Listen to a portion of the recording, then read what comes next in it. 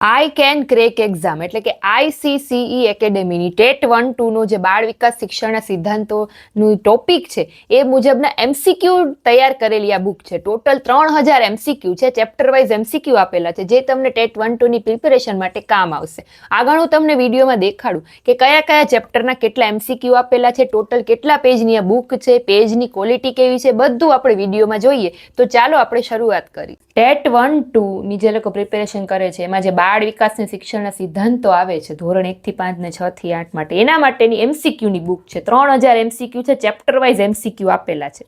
બરાબર. ICCE I can crack એક્ઝામની book છે, તદ્દન નવા સિલેબસ મુજબ. સીટેટ અને ટેટ 1-2 ના પાછલા વર્ષના પરીક્ષાના પેપર પણ અને એના પ્રશ્નો છે એનો પણ આમાં સમાવેશ કરવામાં આવેલો છે. બરાબર. જો પેલા ઇન્ડેક્સ છે અહીંયા, પછી શરૂ થાય છે બાળ વિકાસ અને શૈક્ષણિક શાસ્ત્ર.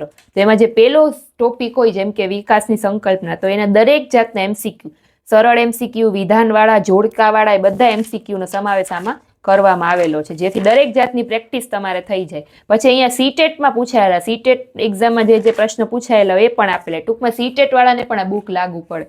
નીચે આન્સર કી આપેલી. બીજું છે બાળ વિકાસના લક્ષણો અને સિદ્ધાંતો. જો પેલા એના પ્રશ્ન, પછી સીટેટમાં પૂછાયેલા પ્રશ્નો.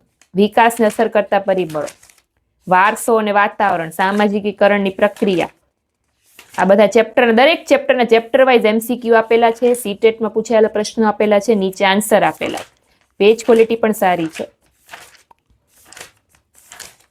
બાળકોમાં વિકાસ, ભાષા અને વિચાર, જો દરેક જાતના આપેલા છે MCQ. જો વિધાનવાળા છે, આ વિધાનવાળા છે, આ જોડકાવાળા છે, આ વિધાનવાળા છે, આ સાદા છે, સિમ્પલ MCQ છે.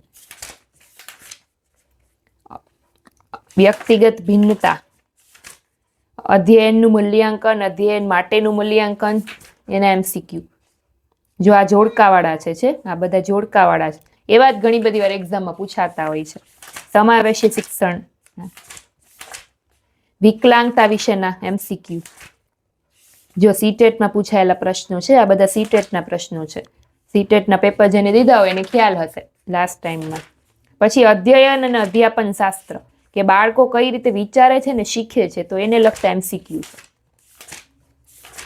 અધ્યયન અધ્યાપનની પાયાની પ્રક્રિયા, પછી બાળક સમસ્યા ઉકેલનાર અને વૈજ્ઞાનિક શોધક તરીકે, બાળકોમાં અધ્યયન માટેની વૈકલ્પિક સંકલ્પના, પછી જ્ઞાન અને સંવેગો, અધ્યયનને અસર કરતા પરિબળો, સંરચનાત્મક 5E મોડેલ આપેલું છે, અધ્યાપન સૂત્રોના પ્રશ્નો, શિક્ષણ મનોવિજ્ઞાન, જેમ કે ભારતની શિક્ષણ નીતિઓ અને નવી રાષ્ટ્રીય શિક્ષણ નીતિ NEP જે છે એના વિશેના પ્રશ્નો.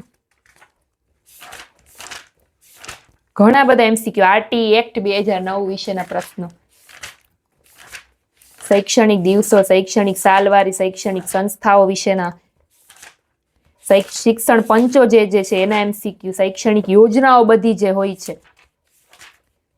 પછી RTI એક્ટ 2005 વિશેના પ્રશ્નો, અસરકારક વર્ગ વ્યવહાર, તરુણાવસ્થા, બચાવ પ્રયુક્તિ. લાસ્ટમાં આપણે વાત કરીએ તો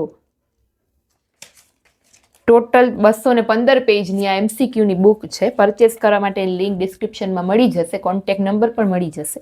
તો ફરી પાછા આપણે કોઈ નવી બુકના રિવ્યૂ સાથે મળીશું. ત્યાં સુધી નવા જે લોકો ખાસ ચેનલને સબસ્ક્રાઇબ કરી લેજો. Bye bye, thank you.